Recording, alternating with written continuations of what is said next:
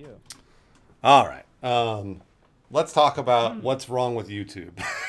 What's wrong with there's YouTube? What a a broad, there's a lot of things wrong. broad topic of conversation. Yeah, there's a lot. What's wrong with war? You're like, oh, geez, where do I even begin? Man, it's funny that you likened YouTube to war. Yeah, it is, man. It is. Okay, if we're doing a positive, it's like, what are the benefits of oxygen? You're like, oh, geez, oh God, Sure, yeah, you can breathe it. It ooh, keeps you alive. It's and hmm which is kind of similar to YouTube. YouTube is like I think a lot of people's lifeblood. And, I mean, probably and some of ours as well. It was mine for years. So yes. yeah, yeah.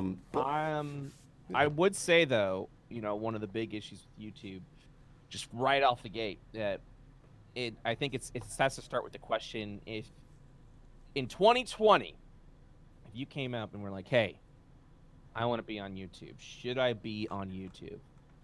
Mater, thank you I for would gifting 5 subs. why first Thank of you, all. Mater. Pay it Why do you forward. want? What are you And Drake, hoping thanks for for? What do gifting you as want to be well. on YouTube for? What's the why? And if it's like, oh, I want to make a lot of money, or oh, yeah, famous. I'm gonna get some fame. It'd be like, don't do you. YouTube is not the platform. That's right. What it was before, without a doubt. Yeah. It saddens me to say that. No, It breaks my heart. it's not. It is and it's been a gradual change, I think. It's not been like there wasn't like 1 year where all of a sudden it wasn't like that anymore. It was I actually think Yeah. Adpocalypse started it. I think it started that Well, that path. YouTube has been always it's always changing first and Yes. foremost. I mean, it's not Adpocalypse is just literally people saw Adpocalypse in 2017. Adpocalypse, by the way, for those that don't know, it's when I honestly that the turning point was when PewDiePie released. I won't get into too many details, but PewDiePie released an unfortunate Fiverr video as a joke, and there was definitely some a Well, little bit of anti-Semitism in the it was video. picked up by the Wall Street Journal.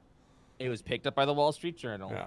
which then caused advertisers to be like, "Holy shit! What? We're on an anti-Sem." When you're like, when they're like, top YouTuber is anti-Semitic, and then that the advertisers had to pull out, and then YouTube has what it's always been for this past decade now has been knee-jerk reactions. It's not just this apocalypse that's going on. I mean, back in the day when advertising was first on YouTube, that was the death of the animators when animation and you had a background in like machinima, and was it machinima that you were Yeah, had a yeah, background no. in? I worked at Machinima, but we never actually dealt in animation. But I know what Mhm. you're talking about because what happened was this is back when YouTube prioritized watch time over views.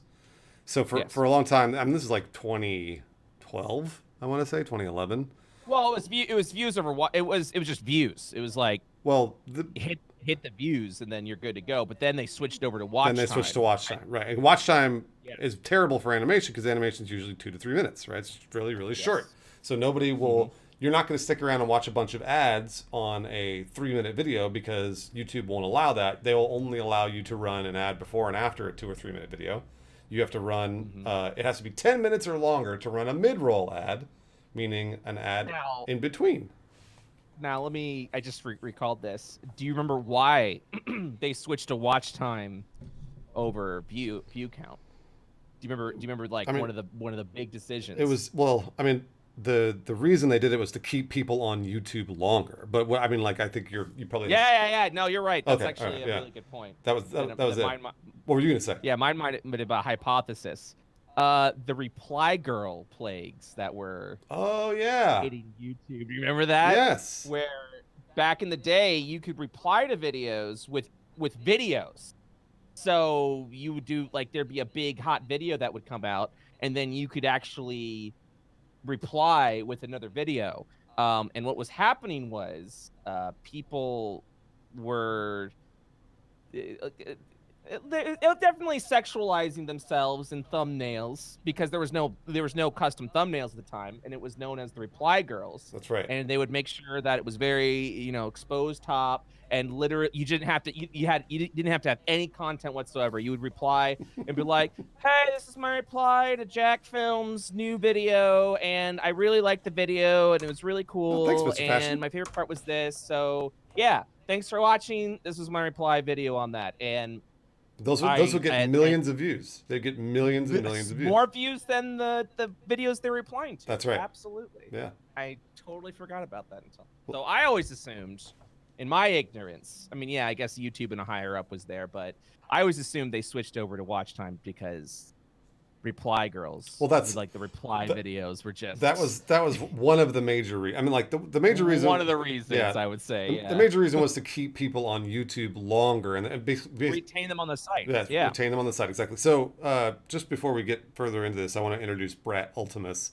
Oh, sorry. Hi. Yeah. This is Brett that I'm talking to. Brett, how long have you been on YouTube? What's your YouTube background? What do you do on YouTube now? Holy crap! Now, Dan well, Tardo, thanks for the prime. So I've been on YouTube for I think ever since like 2008, 2010. Oh wow, geez, Like, a long time, like, very long time. Well, not yeah, but not as like my professional. But Okay. I would make like little bits of content. Sure, Made, like yeah. Final Fantasy hack videos just for fun, and then I would upload it to YouTube because why not? Right. I would say career-wise, I officially started 2015, 2016 when I finally made the jump and was like, you know what, I'm going in, I'm diving in. Here we go. You know, I'm gonna do YouTube. And so I've been in this content creation, not necessarily YouTube world, but I've been in this content creation world since about, I would say, late 2015, early 2016. So you've been doing it for about 4 years, it sounds like. Yeah, it's pretty nuts. And honestly. did you make the switch to YouTube and Twitch at the same time, or did you go YouTube first? So I was doing YouTube for a while, and I was trying to. What's the best way to describe it? So I did YouTube first. I eventually switched to Twitch as my primary focus in 2017. Okay. I want to say. Yeah. That sounds right. It was just the YouTube platform, and we'll get into that. Yeah, but essentially what happened was clickbait title. I killed my YouTube channel accidentally, so I had to switch to Twitch. Find out later in 30 minutes what happened. All right, that's a really, man. He's obviously, this man has been on YouTube before. He knows what we're supposed to be doing. Absolutely. So what in terms of YouTube experience, you obviously maintained your own personal channel, but I think you manage a lot of other channels, right? So what else do you do for that? Okay, so I did my own YouTube stuff. I was a video editor for a musician, goes by Nate Wants to Battle. I was a video editor for him, and I was a co-talent of his for like a year on a gaming channel that he was trying to do. It was one of the reasons why I moved out to California. He moved me out to do video editing for him, as well as do like co-hosts on a gaming channel he was working on. After that, I ended up managing managed his music channel and his gaming channel. Like, he had a couple of gaming channels. And then from there, the YouTube was kind of hitting off, so he needed to cut back on like management costs as well as video editing costs. So I kind of became like an editor for hire, essentially, for a bunch of people. And I did that. I edited for Kraken and a bunch of people at that point. And I'd say now I'm primarily edit for Kraken. I manage his channel. And now I do VOD channel management specifically, which has probably been, I think, for myself personally, the best way to earn revenue and a living. It's just being the manager of like official VOD channels, not like unofficially making your own VOD channels. So now I manage channels for Kraken, Strippin', Dodger, and Tomato Gaming, and I manage their VOD channels. And so VOD channels, by VOD channels you mean they stream on Twitch and then put that VOD on YouTube? Is that what you're talking about? Put that VOD on YouTube. Yep, we put they stream on Twitch, download it, I upload it to YouTube. Title, tag, description, playlist management, end card management, thumbnails, scheduling, all that, Is there all that stuff. any editing involved, or is it just putting No, there's no no, editing? Okay, no, all right. and that's it's. I feel like VOD channels are a good source of a good source of, like, I'd say, side revenue Yeah, for Twitch streamers currently. Um, and we were talking a little bit about this. It just it's a nice way. Because I pay I charge a flat fee or a percentage fee if the VOD channel carries off. But essentially, I look at VOD channels as more like a partnership than anything else, than you hiring me for a service. oh really? Um, Okay, why is that? yeah, because I want it so that if you're winning, I'm winning, and that's how I always That view a makes sense. positive partnership Yeah. in any sort of way. We're in this together, Hmm. essentially, and I think that's really important, especially just in this world we're in. It's always good to have a partner in crime, essentially, for the stuff that you do. I think But that's just I think that's more like my business model than anything else when it comes to those side things. yeah, and I guess going back to YouTube, Hmm. we are in this together, meaning we're in the shithole together. Yes, Because yeah, absolutely. because that's it's in YouTube. I it's one of those things that I can't really ever say YouTube. Oh, YouTube is garbage now. I can't say that. Like Hmm. it's just different. Hmm. And I think if people they have preconceptions of what YouTube is, a lot of people just see YouTube as a magic box Hmm. that you just put a video on, and if you've got a following, or if you have, or if you've always made content on YouTube, then YouTube will always give you the same amount of money it always has been, and it always will. It's like it's nothing. It's nowhere near that. It Incorrect. is constantly changing dials and levers, and just little tweaks here and there, over and over and over, trying to figure out how to maximize YouTube and also fight with their little system. Right. And I was that's kind of why I wanted to talk to you about it, because I wanted to find out Hmm. where your struggles were with YouTube recently, in the last few months.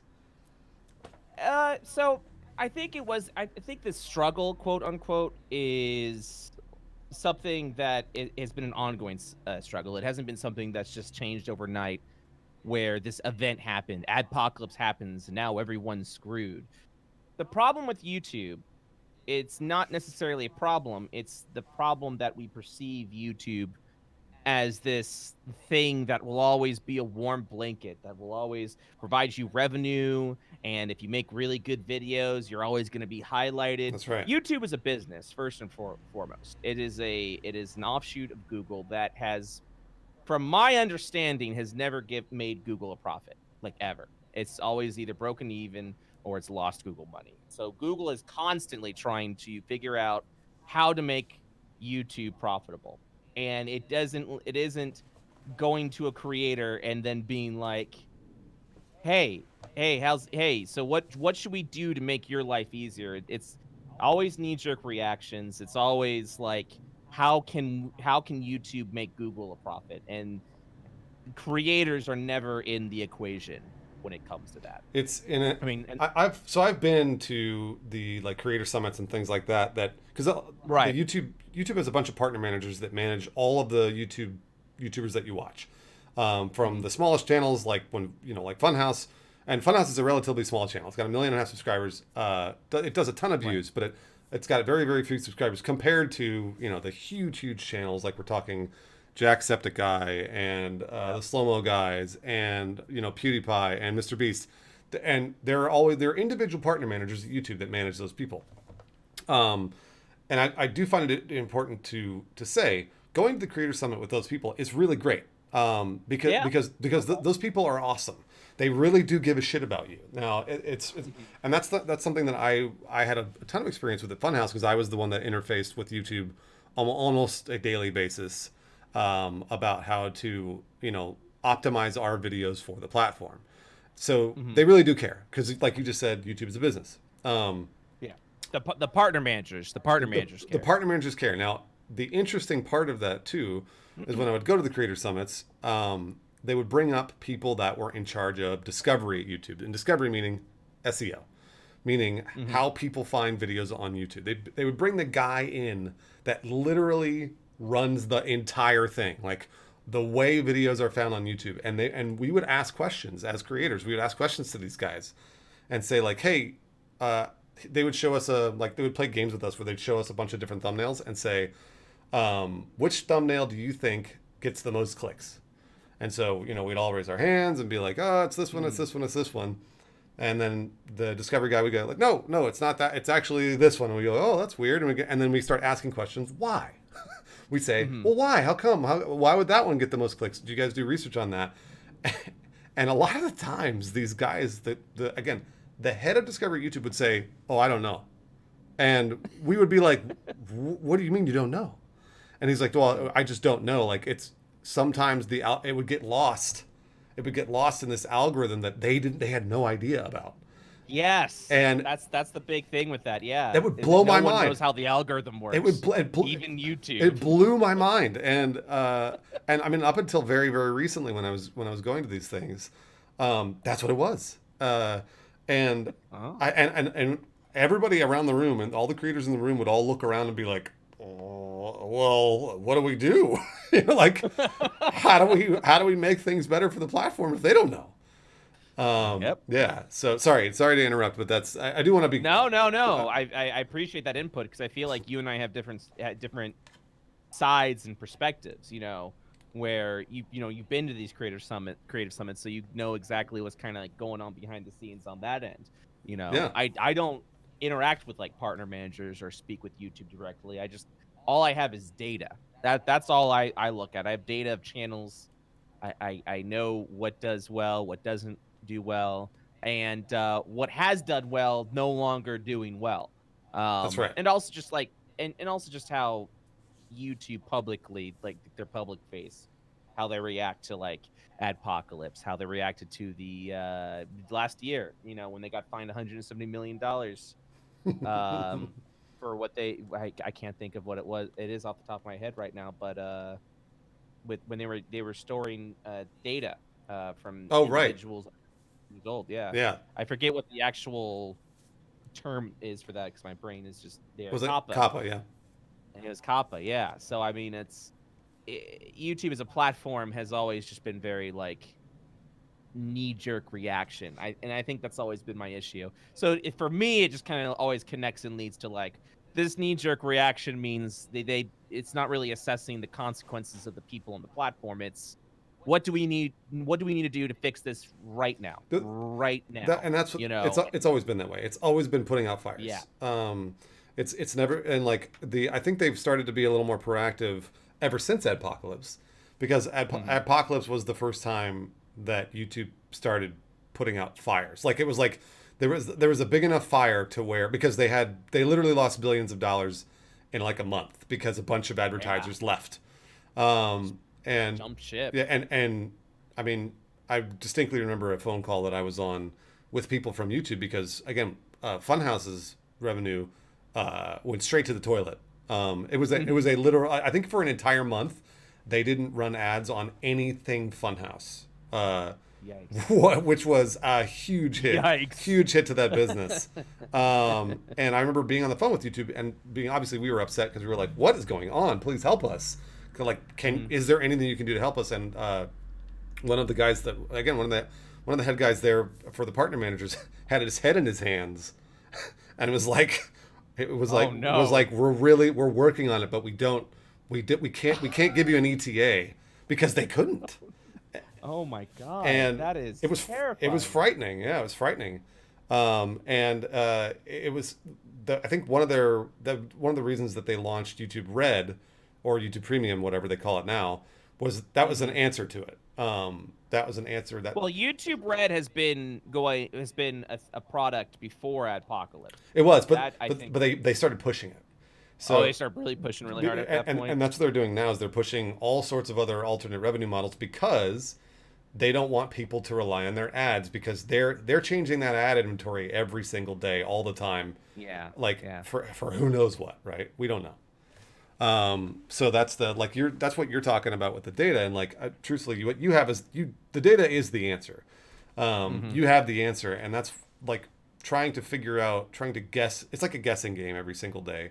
Yeah, in the end, it's I can be certain about one thing, but in the end, it's with anything on YouTube, Twitch, these platforms, it's theory crafting. It's just seeing the cause and reaction and just being like, okay, so I think this is what's happening, and just experimenting, just kind of going with it. And Yep. that's just yeah, but yeah, data. It's the data has always been the answer. Yeah. Very fortunate, like, 'cause I even though I like am paid to manage like 4 or 5 channels, I still have management rights and access to a lot of channels, which allows me just to kind of like try and figure out what exactly is going on with YouTube, what is working, what is not working for people. And so I mean, data has just always been, it's just super important just to be like, okay, why do we think this isn't working? So in the end, we're having this conversation, but I think it's fair to say none of us are like, here's what you need to do,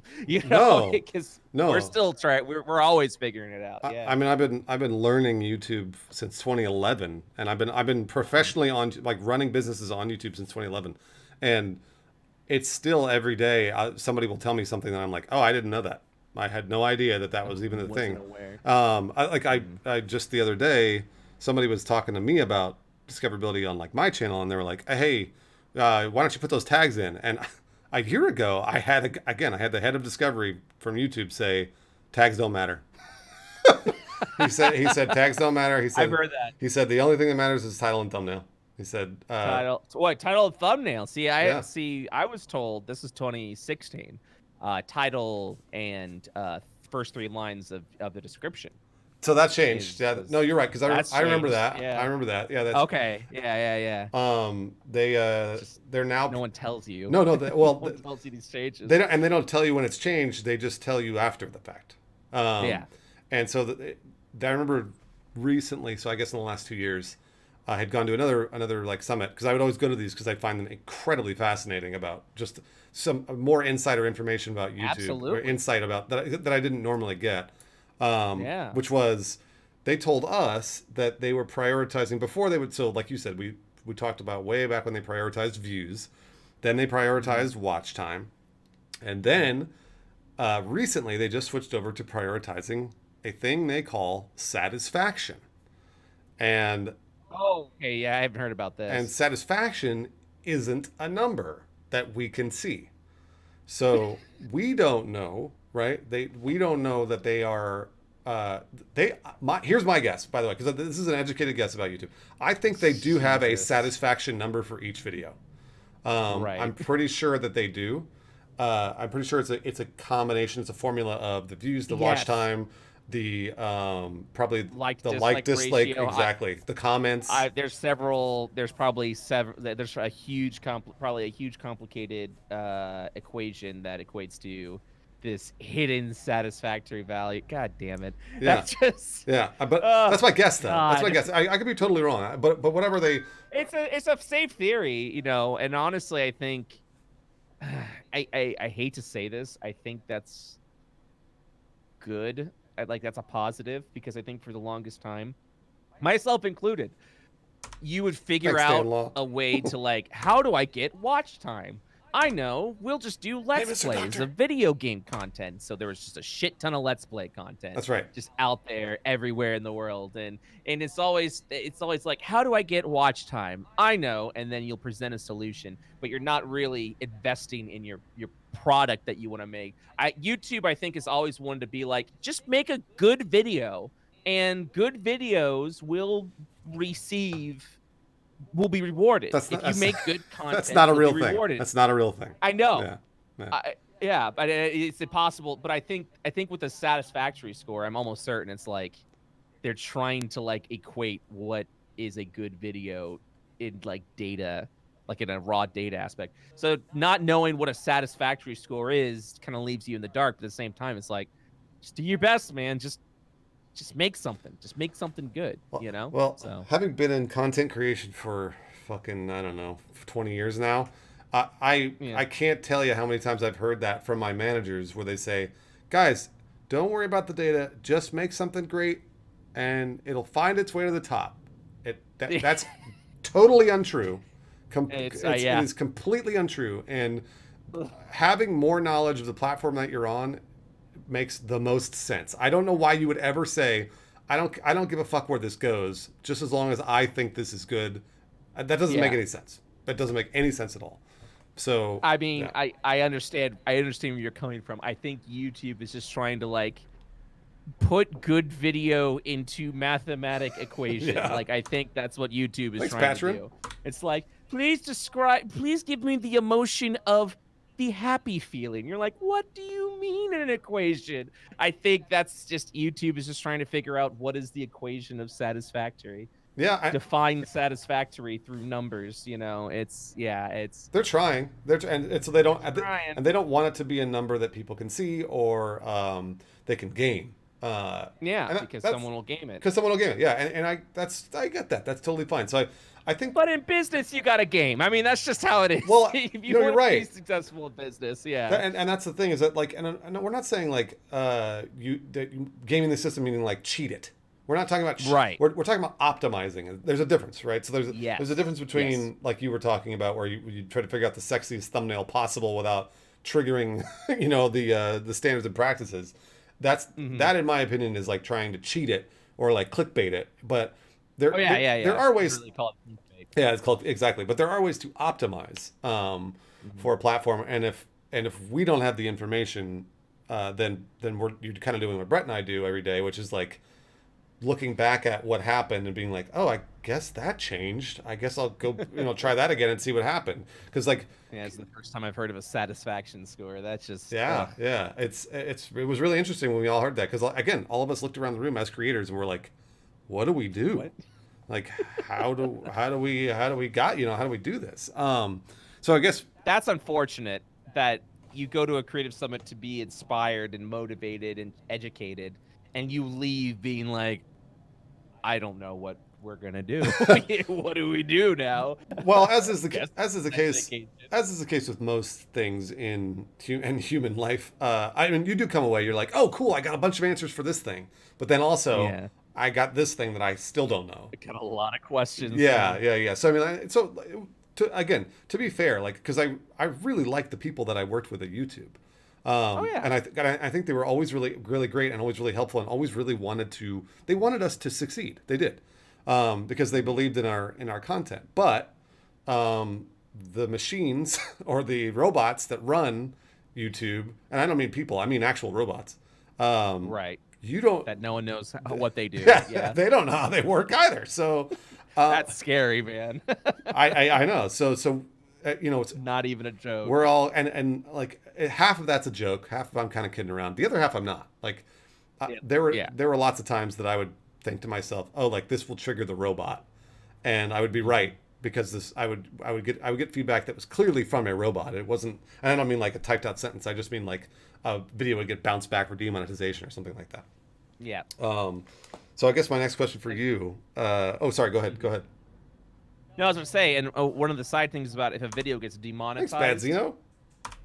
You might as well either re-upload with what you think it got demonetized for, or just accept the fact it's dead in the water. Because a demonetized video does not get traction on YouTube. That's just period. That's correct. So another thing that I like, and you may already know this, but the thing that for the longest time people would talk about demonetized videos, and like you just said, they're dead in the water, and you're right. People would say, well, I don't understand because my demonetized video would not only get demonetized, but it would get less views. And they would say, well, wait a minute, hold on. That doesn't make any sense because people should still watch the video. They don't know that the video is demonetized on YouTube. Right. So why did my video get less views than normal on my channel? And YouTube is always like, no, that's not what we do. That's not what we do. Like, we don't deprioritize your video because it's demonetized. The data don't lie. Well, I know. Yeah, it's true. And what I did find out, because eventually we sort of got it out of them, which was there are two different funnels that a video goes through when it goes on YouTube. So number one, it goes through demonetization or monetization, and then it'll demonetize or monetize depending on what happens with that. And then there's also a discovery check. And it'll go through the discovery check and whether or not YouTube deems this video to be something that they should recommend to other viewers is when it either gets recommended or not. So Okay. in my opinion, what I gathered from this sort of cryptic statement was that whatever machine they built with those two funnels are probably pretty similar, right? Because YouTube built them. Right. So whatever triggers they're hitting through those two funnels, they're probably going to hit both of them.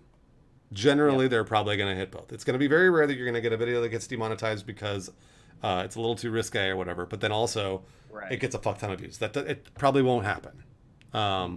So that was something, I don't know if you knew about that stuff, but that I mean, I just like the idea that they're just like, look, just because a video is demonetized doesn't mean it's not discovered.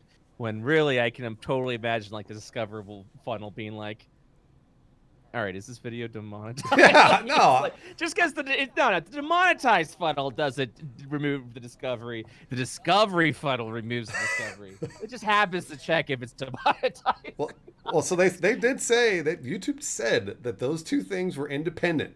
That one funnel did not look at the other. That's what they said. Oh, okay, all right, That's all what they right. said. Yeah, so I like your theory better, where they both just look at the same thing, Basically. but it doesn't necessarily mean Yeah. in one or the other. Yeah. Oh yeah. I mean, yeah. I was going to ask you what kind of things do you go through on a daily basis when you're uploading videos? Like, what kind of things do you tweak to be like, oh, this will really help. This will help the video, or this will hurt the video, or like, what do you know to do? Man, that is Happy. tough. So video editing, if you're video editing, from what I've heard and understand, making sure there isn't a curse word in like the first minute That's of right. a video Yeah. can really negatively impact the video. And that's literally them doing that. Someone mentioned bleep curse words in the first 5 minutes. I've actually heard bleeping does not help a video. It doesn't. Because the video will hear the bleep and then realize that this is not a video You are correct, Brett. That is exactly right. Yeah. I heard that directly from YouTube. Yeah, it's just so if you want to bleep, maybe do like funny bleeps, like That's right. little duck honks or things like that. But don't just flat out bleep, because that'll flag something. Just be careful, being just careful with thumbnails, making sure it's nothing provocative. Nothing provocative. Oh, Mr. Or Doctor. be suggested as provocative. Thank you for gifting 5 subs, Mr. Doctor. The title, the description. Holy shit. The tag. Got Mr. Doctor and Happy and this here. is really more for videos that is like content that you've been working on for months and months and months. Because daily content, it's more of like, if it gets demonetized or whatever, you take the hit that day and you move on because you got more stuff to work on. Yeah. But if you've been working on a video for like 3 or 4 months and you're ready to upload, checking those things out, watching the video in closed caption, and make sure that the closed caption. This actually I found out more recently. Making sure that the closed caption, the automatic closed caption, didn't accidentally mishear a word. Really? Mm-hmm. Oh, I didn't know that. There was a big thing with the H3H3 podcast. They did a big interview with someone, and the closed caption thought someone said the N-word, and so it was immediately demonetized and flagged, and they're like, we don't know why. And the theory was, it's a theory, it's not, I don't know if it's actually true, but the theory is the CC thought they said the N-word and actually came up, like the N-word came up. Yeah.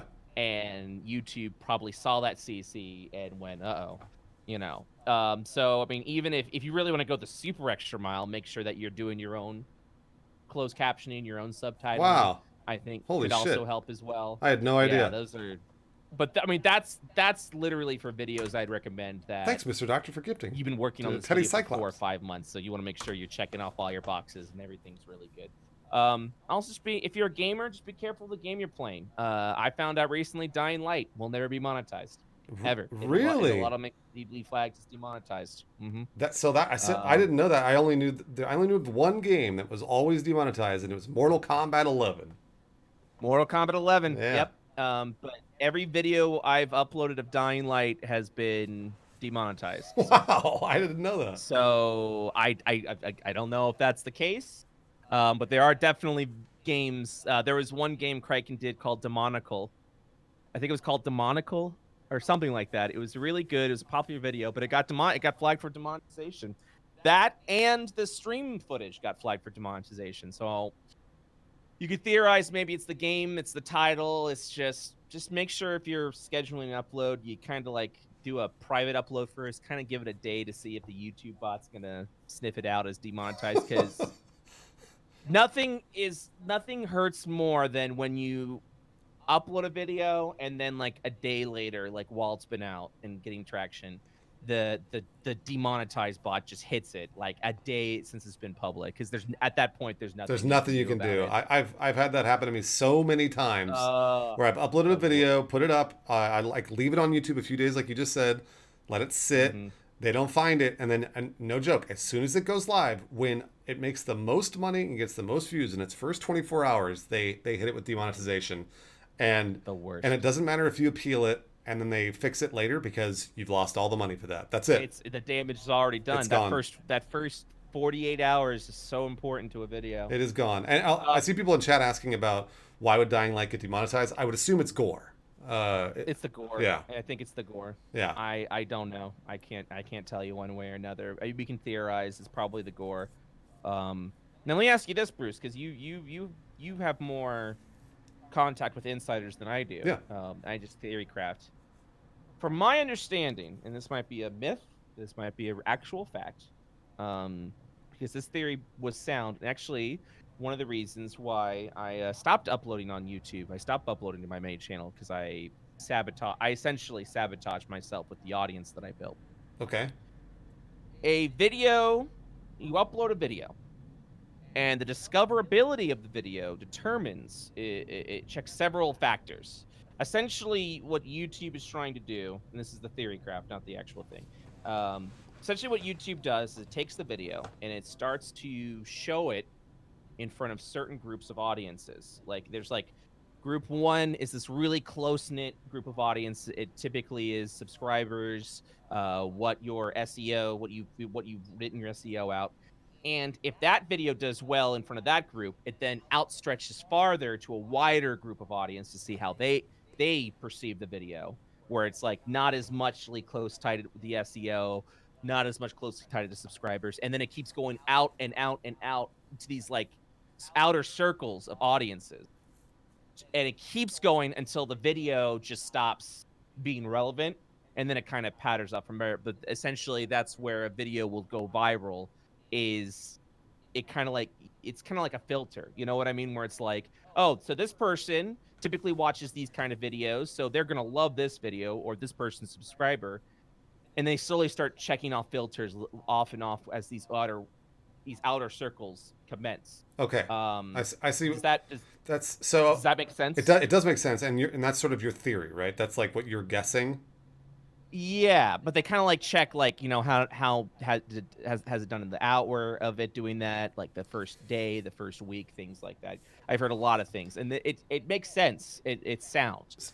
Yeah. So all right. So what I can tell you, so like I've never heard anything specifically to that effect, and I don't know that they show it to like a specific audience, or they're like, oh well, you know what, this video would be perfect for, you know, ages 13 to 17 male or whatever, let's show it to that. Right. Yeah, that's like really broad, but yeah. But what I do know is they recently changed. This is like in the last 2 years. They recently changed their recommendation algorithm. Before, what they would do was, and this is, there have been a lot of theories about why gaming content's taken a hit on YouTube. Is because before they would recommend, if you watched a lot of gaming content, they'd recommend you more gaming content. They would say, right, hey, you know what? Go watch this other Let's Play video because you watched this other, you know, like you just watched a Mortal Kombat video, so you probably like this other Mortal Kombat video. They don't do that anymore. Instead, what they do is when they're recommending videos to you, they recommend videos to you that are outside of your wheelhouse. So they recommend videos. If you watch a lot of gaming content, then they're going to recommend a video, and this is just an example, but they're going to recommend a video that's a makeup tutorial. Or they're going to recommend a video that's isn't exactly what you would normally watch on YouTube. And the reason for that is they want to get their hooks in people with a bunch of different things, right? Not just gaming. Right. They don't want to be a platform for just gaming. They don't want to be a platform for just makeup. They don't want to be a platform for just fashion. They want to be a platform for everything. They want to be the most broad possible. So I think That's so weird. so Yeah. I think your theory is technically correct, because what they're doing is they are taking those videos and recommending them to other people that wouldn't necessarily like gaming. Yeah. And then if those people aren't picking up those gaming videos that got recommended to them, then then the video is just going to tank, and it will never become something that, like, you could have made a really good video, but since the person that normally watches makeup videos wouldn't watch your video, well, then maybe it just goes down the drain. You kind of have to like make this like universal. Thank you, Mr. Doctor, for content gifting. that is loved by as many people as possible to be successful on YouTube. It sounds like. Well, yeah, and so that's what we're getting to now, which is, and this is probably the wrong word for it, the Disneyfication of videos, right? Because everything's supposed to be family friendly, everything's supposed to be perfect for everybody. So it's something, there is, it has to be everything to everyone. There isn't an Adult Swim on YouTube. Right. There isn't It's Always Sunny. There isn't like, we're not pushing boundaries on YouTube. There's channels, like actual like broad channels where it's like, oh, this is for adults, this is for no. Yeah, and I mean, like, obviously that shows with the Ryan's Toys review. He's the #1 channel on YouTube now, and it's God. and it's just that is family friendly. That's the most family friendly you're gonna get. So I don't know. It's weird for people like Brett and I, who don't make that content and haven't ever made that content, because now I don't know. Like, I really do want to make things that work on YouTube. I want to make content that's good for YouTube, that the platform likes, and that will get recommended across the platform. But I don't know how to do that as much now that they're like trying to make everything family friendly. So, and that's this. Maybe this isn't necessarily about YouTube, but I think that's where you and I disagree, because you're saying like, oh, I want to make content successful on YouTube, and for me, it's like I feel like we both know what we need to do to make content successful on YouTube. But I feel like for me personally, it kind of sacrifices I suppose, my own creative integrity. You know what I mean? I know exactly what you mean. Yeah. Yeah, because, and that's part of the reason why I personally stopped making YouTube my primary source of revenue altogether. Oh yeah, and I tell us the story. over to Twitch. I want to hear the story. Yeah. Okay, yeah. So I've been doing YouTube since late 2015, early 2016. Really motivated by Let's Play channels like, the Grumps, Markiplier, Jacksepticeye, PewDiePie. But also I wanted to do like game reviews and review videos in general, like heavily edited content. Which, by the way, never got around to do it. Never made a single review video. I'm kind of bummed at myself, because that was one of the key reasons where I was like, oh man, I really want to do YouTube and make like a cool like JonTron style video. Oh, that'd be so neat. Never got around to doing it. The moment I started YouTube, I was doing daily content. I was doing the grind because I gotta get that silver play button, baby. I gotta go, Yeah. And so I was doing Let's Play content, which it was all right. I remember I got my first 1,000 subscribers. Took me 8 months. That sounds right. That sounds about right. I was so excited. I was like, yeah, 1,000 subs. Woo, woo. That's a big deal. That's a big deal. Oh, yeah. It was so exciting. And then Undertale came out, and I did a bunch of Undertale gaming content, and that hyped my numbers even further. And then it took 6 months after that, and I got to 10,000 subs. And I was like, 10,000 subs. That's great. That's huge. That's huge. Yeah. Oh my God. It was amazing. And then, so I kept doing some Undertale content. I was getting hundreds and thousands of views, and I was like, oh, that's awesome. That's so cool. I did all the fan games. I played Binding of Isaac Undertale mod. They were getting a lot of views, and I just kept going with that. And then it got to the point where I played all the Undertale fan. It was like, uh-oh. I start puttering out. You're like, uh-oh. So there was a period of time for a couple of months where I was like, oh, what do I do now? What do I do now? And Gen 7 was about to come out. Pokemon. Oh, yeah. And they were doing a lowland form Pokemon, which are these different variations. And I went, what if I make my own lowland form Pokemon in Photoshop, and I'll do a video on that. And so I released my first video of that, and it did very well because I was like, and that was where I was like, I'm gonna edit it, I'm gonna make it really fun and awesome. It's gonna be a high quality video. It's not just gonna be one of these videos that I press start, press stop, and I'm done. You know, um, and I did, and the video did really well, and I got a lot of positive That's reviews for great. it, and I was super so I was super excited about that, and then so I went, okay, let me go ahead and keep going. I'll do Pokemon Fusions in Photoshop, and that video blew up. My first Pokemon Fusion video has almost 2 million views Holy now. It shit! just Wow. exploded, Wow. and I remember there was one day I woke up and I already had 5,000 like new subscribers in 12 Oh hours. my And I gosh, was that's just like, amazing. Yeah. what the hell's happening? And then there's a moment of shock where you're just like, is this what everyone's talking about? Is this where the big YouTube's at? Oh my God. Um, and so I kept going with that. And then eventually at November, I hit 100,000 subs. January, I got my silver play button. It was a very Huge. special moment. It was so huge, and I kept going with that because those videos were getting 400,000 to 600,000 views, and it was something that I can literally make daily. Oh my So I was gosh. like, Wow. I was like, this works. I'm making a lot of money.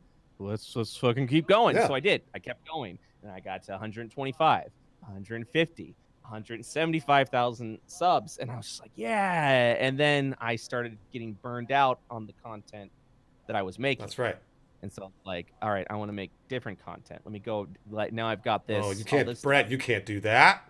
Let me make something I want to make. And then those videos weren't getting the views, and people were just like, No, Brett. yeah, but what about the Photoshop videos? That's what we subscribe for. And I realized that I sabotaged my YouTube channel because I literally went from 20,000 subscribers to 175,000 subscribers, all off of the concept of Pokemon Photoshop, something that no one was doing before, but something that people were really super interested in. And when I was like, I don't want to do that anymore, people wouldn't watch the videos. Mm-hmm. And because my subscribers were not watching my videos anymore, YouTube went, well, if his subs aren't even watching his videos, then why should promote these videos to anyone else? That's right. And that's when I realized I shot myself in the foot by doing that, and that my YouTube channel, BrettUltimus, youtube.com/BrettUltimus, it's not an advertisement because there's literally fucking nothing there.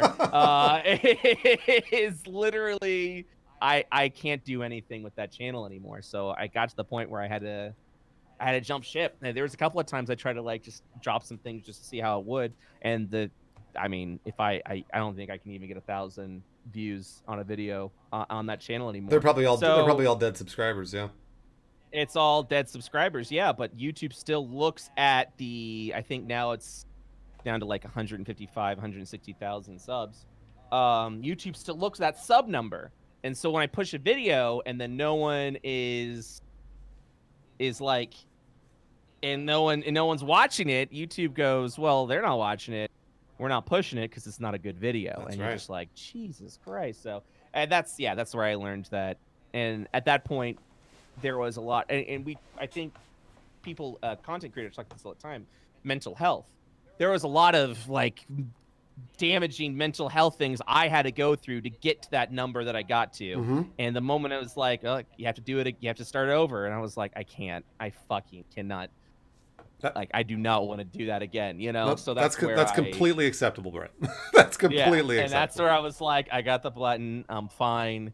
And then YouTube started doing the changes. Apocalypse happened. People were just, now everyone's struggling. And I was like, there's no way I can do that again. So yeah, I moved over to Twitch, and that has its own mental health problems. It does, yeah. Building up. Better now, but it's just because you have to put a lot of time to get that to work too. But I like Twitch over YouTube because you can kind of like do your own thing. You don't have to worry about an almighty algorithm telling you if the video has a satisfactory score high enough for others to watch it, Well, let me ask you this. I'm curious. Yeah. So why do you think we disagree? Because actually, I don't disagree with you, and I'll tell you why. But why do you think we disagree? On what? Which one? You were saying we disagree on. I guess it was the way that we were making content for YouTube or not for YouTube. Okay, so disagree might have been the wrong word for that. Disagree is, I think it's more of like, we have like I guess maybe like different Oh, I objectives see what you're saying. of what we want to do. You know what I mean? So like your objective is like how can I make content on YouTube successful, almost like a business would. Yeah, yeah, But yeah. I look at that as like I'm sure if I hit my head against the platform long enough, like I did with the Pokemon Fusion videos, I will eventually figure out what the definition of a successful YouTube video is and emulate that again. The problem with that for me is I have to emulate. I can't. It's not a bit. It's not. It wouldn't be like a thing that I would be proud of. It would be something that I went. This is a successful video on YouTube. Yeah. That's all that would be to me. And with Pokemon Fusions, I on YouTube, I genuinely felt good the first time I made that because I put a lot of Yeah, love you and loved it. hard work into Yeah. that, and it did very well. So it was a popular video that I was proud of making. But eventually, I was making popular videos that were killing me inside to continue to make because I didn't want to make them anymore. But I had to make them because that was That's the what your audience I business. built. That was the audience you built. That That's was the exactly right. That business, was yeah. yeah. And I mean, I could have kept going with it. I mean, and outside of ad rev, I was able to do like affiliate deals, Yeah. Yeah. do online streaming on YouTube where you could like donate for these fusions. There was definitely a way to build a business off of that, but I that's it. Then it slowly turns into the 9 to 5 grind that we were all trying to get away from to begin with. That's You know, correct. so Yeah. you want to keep that in Well, mind. So and that's so yeah, it doesn't sound like you and I disagree at all. Actually, it's because that's what you're describing is exactly what I did at Funhouse. So and it was a business that had to run because it employed people yeah. and it's one of those things where we would always try and figure out how to branch out in little ways that we wanted to branch out, like basically make stuff for us. And then if we knew that it wouldn't do well, but we would do it anyways because, like you just said, there's a mental health toll that Yeah. if you are grinding enough on the same old thing over and over and over, that's what people are coming to your channel for. And Hmm. I eventually reached a point where I was fine with that in the sense that I had sort of come to terms with, hey, we built this channel on this specific type of video. And I Right. completely understand that if people are still coming back to watch our videos and in the same ways and the same numbers, then hey, that's really cool that we're creating something over and over and over that is still of good quality to them and they still want to watch it. But as a creative, as a creator, it burns you out. Yeah. It really does take a toll, and I can't even imagine for you, Brett, because you spent 2 years building that YouTube channel, Yeah. and then all of a sudden you realize you've pigeonholed yourself, and YouTube won't let you out of it. Yes. I mean, it sucked. It really sucked. But I mean, you got to spin it into a positive as well because you got to look at that as well. Now that's something I know, and I can tell people like, like this is what I did. This is where I went wrong. If I were to do this again, I would definitely do it in sort of like this in a different way Yeah, because now I know that there are no shortcuts on. Well, I've always known this, but there's no shortcuts on YouTube. If that's you right. figure out a way to like just get those sub numbers up and get those yeah, but be prepared that if you did that in a short period of time you don't have the same investment, the viewers that have invested in you, you know what I mean, because they've only been watching you for 2 months and then you're like, I want to do something different. They're like, well, fuck you, Yeah, I who don't are know who you? you are. Yeah, no, yeah. I'm here for this thing, yeah. But I mean, if you're like a Markiplier or a Jacksepticeye who's been doing this for God, I mean, we got to be getting close to that 10-year mark at this point. Absolutely. You've invested your time with these entertainers, so when they're like, hey, I kind of want to do something different, you built the loyalty, Mm-hmm. and loyalty is just in the field that we're in is just super important. I Well, don't mean loyalty it as means the like a most. stat. No, no, it Yeah, means but the most, especially on Twitch. Like people are coming, they're coming yeah, here to sub to us direct. They're literally giving us money, and to me, that's like it still blows my mind that that's a thing that happens on it's Twitch. super important, Yeah, yeah. and it's something that you should never take lightly. No. If you start taking it lightly, you're gonna fail. You're gonna fail so bad. And Yeah. I've talked to people about this that were trying to get that was trying to get like subscribe, not subscribed, partnered, like Twitch Oh partner yeah. had his own Yeah.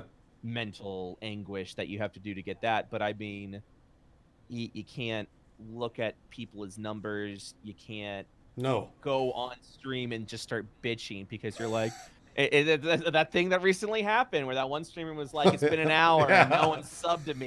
You can't do that. Yeah. That's so fucked. I mean, but even on the offside of that, I would have people who were losing numbers and they were like, why is no one talking in chat? People need to talk in chat. Or you'd go and be like, man, I don't know. It really sucks that my numbers are going down. And I've been fucking guilty of that as well. You know, where you would go in like early days in Twitch, and this is kind of off topic a little bit, but it kind of relates to the YouTube side as well, as far as like perspectives of succeeding on YouTube.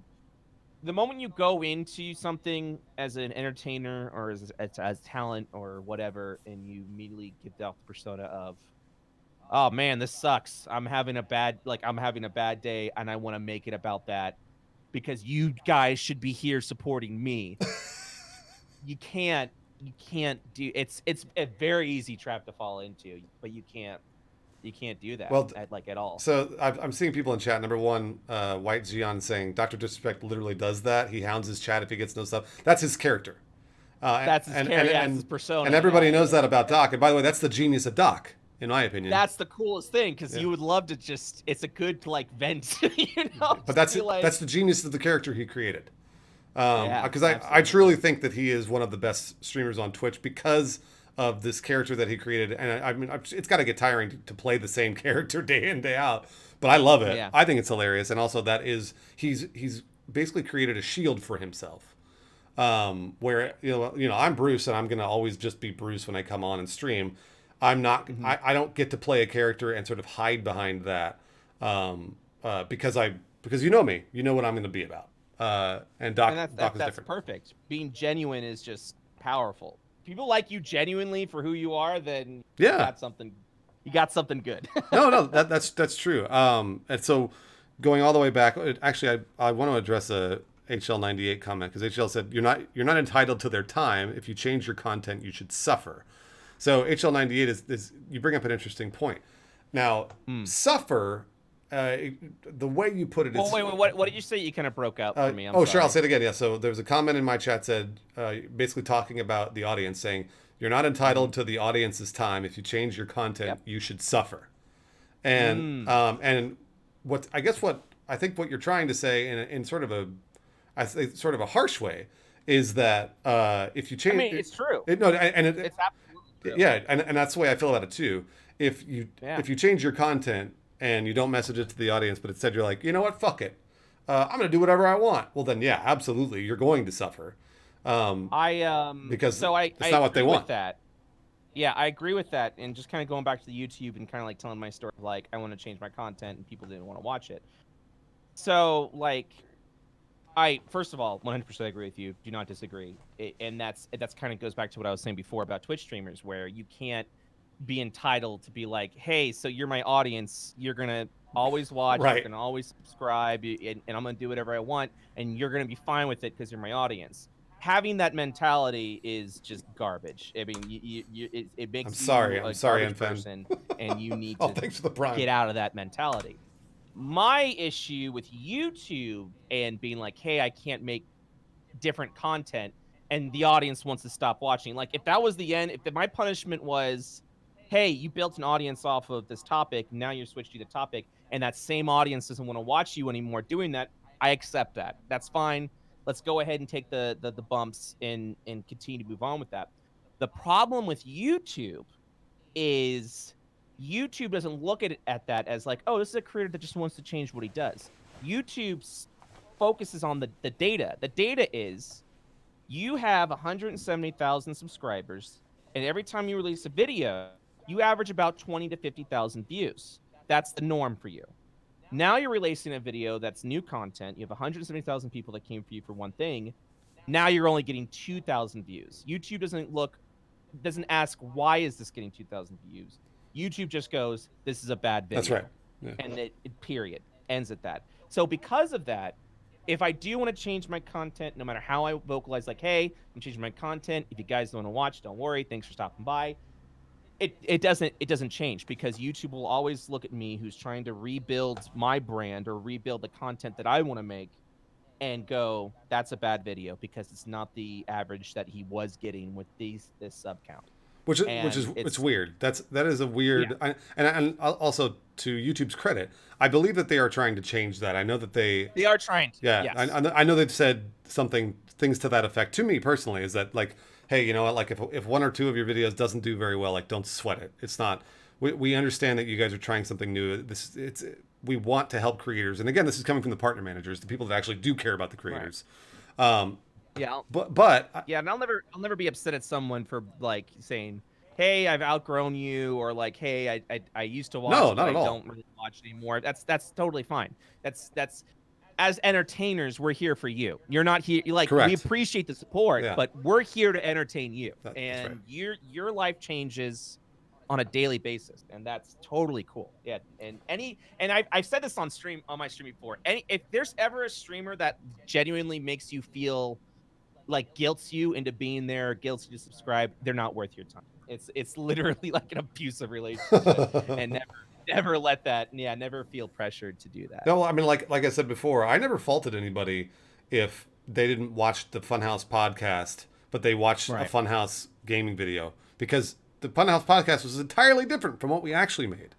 And Mm-hmm. it always, and to me, I was always flattered that even a percentage of our audience would come and watch an hour of us talking versus a 10-minute video of us making fun of a video game. And Mm-hmm. going all the way back to what we were talking about before, where you sort of felt pigeonholed because you had created this channel full of a bunch of Mm-hmm. subscribers that were now not there for you, but were there for specific videos. That's The actually, content became bigger than you. Yeah, yeah, that's exactly. actually why I'm doing what I'm doing now on my channel, is because Mm, I want it to be about me and my personality. I don't want it to be about, oh, well, I cut down a 10-minute video like a Funhouse video. Like, no. right. I want it to be about me because the most successful YouTube channels out there are the ones that are based on a personality. Because if the personality Yeah. doesn't change, like a David Dobrik or a PewDiePie or a Logan Paul Mm-hmm. or whatever else, all the people that you do or don't like, then they're always going to come back to that channel because that person's always going to be there. Now, David Dobrik's going to do a bunch of different things. Shane Dawson's going to do a bunch of, he'll do documentaries, he'll do comedy videos, he'll do whatever. But people are always Right. coming back for that because they've always got that personality to anchor them. And I think that's something that I feel like you and I have learned over the years.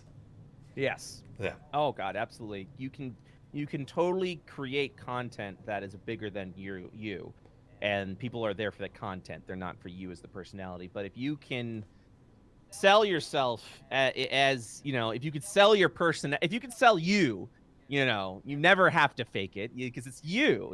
So it's super super important that you do that. But I mean, a lot of that is just that's a learning process It as is. well. It's just Yeah. it's not something that you can just one day be like, all right, I'm just gonna hi, I'm in YouTube now. It's me. It's a lot of learning. It's a lot of patience. It's just a lot of just figuring out what works for you. Yeah, it's You know, and a lot of people shit on Logan Paul and PewDiePie's and blah blah blah, but they're still they're not there. for you. Well, yeah, Yeah, they're not for you, but they have an audience that likes them for them. yeah, and Whether you have a different opinion about it, yeah, it doesn't matter. it really honestly blows my mind that people are still coming back, even with all of the internet hate around them. They're still coming back and Hmm. watching their content in record numbers for those people. And I just don't like. There's something that obviously there's something obviously they're doing right, and Right. they know YouTube. In my opinion, they probably know YouTube better than I do. Um, and they study YouTube. So Better than you, Bruce? Whoa. well, Wait a minute. I mean, I know YouTube relatively well. Yeah, yeah, you know, yeah, like yeah. I mean, you've been doing this. so it's and that's the thing is that like so when I get to talk to you, Brett, like somebody who's also knows YouTube very well, and actually like it's Mhm. really fun to bounce information off of because we get to hear different sides to Oh a yeah. never ending puzzle. Mhm. um, It's like, oh God. Just yeah, theorists of like, just really big content like just get into it like, all right, go ahead and they don't leave the room for like an entire weekend while they try and like figure out another piece of the puzzle. I mean, that is essentially it's, that's YouTube. it's Yeah, absolutely. so another really funny story that because again people I think people don't give the credit where credit is due. So Mm-hmm. at this creator summit that I was at recently, Mr. Beast was there, and Mr. Beast is obviously he's blown up in the last 2-3 years. Um, Yeah, it's been recent, right? He just kind of came out of nowhere. he well, and he described it. He talked about it. So what he said, and I'm not quoting him, but like what he said was he was making Let's Play content, and he was whatever. He was kind of like, yeah, it's fine. I know it'll do okay. I'll just do video games, whatever, no big deal. And he said him and his friends came up with an idea that he thought would be a really good title and thumbnail. Like he was like, I could visualize it on YouTube. I could visualize it and see it as a thumbnail and title on a YouTube page, and I know people would love it, right? So, Mm-hmm. so he put it up. It did well. So he said he was like, oh cool. Well that's great. Then we'll just keep doing it, right? Because it'll keep doing well. He said that him and his friends would sit around and come up with ideas for just title and thumbnail, not content of the video. Title and thumbnail. He Uh-huh. said he spent 7 to 8 hours on videos Super important. just figuring out a title and thumbnail. And that's because they knew that was the first way to get in the most audience. They knew Yes. that's the first way to do it. And then from there, the content they create is great. I actually really like Mr. Beast. I think the videos they make are great. Mm-hmm. A lot of people don't, but regardless, I like it. And I cannot deny the genius of the title and thumbnail. I can't. Like it's great. Yeah. It's amazing. So That's the first impression, you know. mhm. It's get them in, Yeah, and then from there, once you get them in, all right, what are we gonna sell? You know, and it's super important that you just, but that first impression is very important, and then you just gotta, but you gotta continue on to the end. It's very back in the day, it was super easy just to get a real, really nice catchy title and yeah, thumbnail, it was. and then you'd have a garbage video, but you still got paid well for it. So yeah, fuck it. I don't care what you think. But now it's yeah, no. YouTube looks at that. They actually have stats. I forget what it is off the top of my head, but essentially it's a percentage of drop off of people who would That's right. click your video and then immediately just leave after the first few seconds. Yeah, it's called And audience retention. Yeah. yeah. Well, no, so there's audience retention where it's just like what's there, but there's actually like a name. I have to go into the new YouTube studio because they actually have this name of just people who Oh, clicked. yes. Essentially, it's a stat where people just clicked because of the thumbnail, but then they left right afterwards. Like Which the thumbnail is too suggests- loud. That's what they called Yeah. it. They called it the thumbnail's too loud, and people would because then they would click away. I know what you're talking about. Like they would click away Yeah. because they click the thumbnail and they're like, oh, this looks interesting. They click it. The video doesn't deliver on what the thumbnail is, and they immediately leave. And Yeah, and then that's actually a new stat that's a new metric. You're right. in the new metric in the new YouTube studio, which, God, that's also another headache. I mean, it's the new YouTube studio. On a side tangent, statistically wise, I think is going to be great for YouTubers. People don't like change. I totally get that. VOD channels, it's going to slow me down a little bit, unfortunately, because they haven't really streamlined it enough where I can, do things en masse. Unfortunately, No. it's really good on like when you want to do like, here's a video, let's go ahead and get this and this, let's get some data, let's really analyze. It's really powerful on that. But as far as like mass producing content, it does slow you down a little bit. They're trying yeah. to make it, but it's they've been trying to do it for the last I want to say year. I dislike the fact that they're now just being like, all right, 1% of you, this is what you got. You're never going to be able to go back to classic. And then every month, another percent's being added on. It's like the Titanic is slowly sinking. You're like, oh God, I hope I'm not on the front of the boat. I know, it's true. That's YouTube's new studio. Yeah. Like, please don't let me be the 1%. Yeah, it really is. And as I've been threatening everybody with it, I've been like, hey, they're going to switch to that new YouTube studio any day, so get ready. And Yeah, just you better just accept it. Yep. You just gotta just accept it. When it happens to you, you just all right, this is my world now. Here we go. So I'm waiting for the day. if chat has any questions for me or Brett about YouTube or anything else for that matter, just feel free to ask while we kind of bullshit about this stuff. So then when you switch from YouTube to Twitch, what why did that make you feel more creatively free than YouTube? Not right away. Okay. All right. All right. Yeah. Definitely not right away. YouTube, I feel like it has you kind of getting into the mindset of a Got YouTube it, Smoky Man. creator and a Twitch streamer are, I feel, vastly different, and it's definitely a strange transition. So when I went from YouTube to Twitch, I still was in the mindset of a YouTuber. Um, so I was constantly doing things that you would do on YouTube because that's what you did. Um, and so I was doing things that I knew people would be interested to get them. So I was doing Pokemon content, which I didn't want to do, but it's what got the views, so that's what I had to do. So let's fucking go. Um, and I did Pokemon content for maybe 3, 4, 5, or 6 months. Um, and at the same time I was like, I don't want to do this. I do not want to do Pokemon. But I was in the mindset of I need to do what gets me the views so I can get partnered. Like we need those Yep. averages up. Yeah.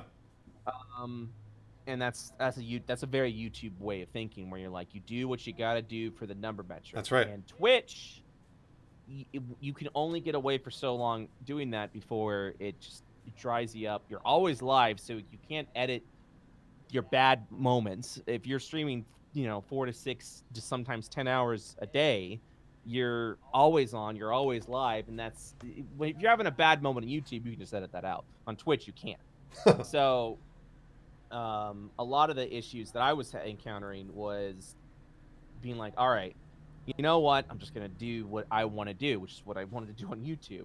And then, of course, my numbers plummeted again Yeah. because that's just Pokemon in general. If you're a Pokemon person, you build an audience around Pokemon, and then you decide you don't want to do Pokemon anymore, you better start from scratch, essentially. Yep. Um, Yeah. so I wanted to rebuild this variety streamer, and that took shit, man. It must have been actually no, I guess it wasn't that long. It took like about 6 or 7 months of trying to get Twitch partner. Got to Twitch partner. That was like a year of being an affiliate. And then another like 6 or 7 months to actually get the quote unquote variety Mm-hmm. audience. So it was there, and now that I'm here, I never want to fucking Yeah. love it because I get to do what I want. I have an audience that enjoys that, but it takes a lot of time. But it's a really good feeling when you're like, I want to play Dark Souls, and then people are like, we want to watch you play Dark Souls. It's like, well, fuck, let's do it then, Yeah. Yeah. So and then you do it, you're happier. The audience can tell you're happier, and it's just being happy and enjoying what you're doing is so important. I feel like on Twitch, you can emulate that more often. I love the live form of entertainment. I love it. I love it. YouTube, yeah, same. YouTube is just so formulaic that I feel like you begin to like devoid the like entertainment, value of it. If you want to be like successful, like if you want to be like right now successful, you have to do formulas, or you can build up a brand. But building up a brand takes a lot of time, and it gets to the point where you're like, Takes years. man, I've done this. Yeah, I've done this twice already. I don't think I can. I don't think I have the spirit to do it again. Ironically, Brett, I have done it twice. Yeah, I mean This is my that's what I'm third saying. time. It's like this is I've done it twice, and for a third thing, I don't know. I mean, I think I would build a third thing, but once I actually get a few more things established. So, because I think a lot of issues YouTubers and Twitch streamers encounter when they first start doing this is how can I make a living off of this? And so you're building into how to live so that I can make this my focus. And that's always the hardest hurdle. But now that once you get that kind of in motion, then you can like move on to and try like different things as well. And that's a whole different Yeah. topic of like how to survive, how to actually make this your living and make a livable wage off doing it. Yeah. You got to be big brained. You got to be big brained. So I saw a question, and I saw people asking about it earlier, but it's from Smoking Man, who asked, "Do you know what the P score is when it comes to YouTube? Have you heard of that? Because I haven't heard of it." The piece? No, I haven't. I don't know what that The is. P dash score. Yeah, I saw a few people asking about it, and I don't know what it is.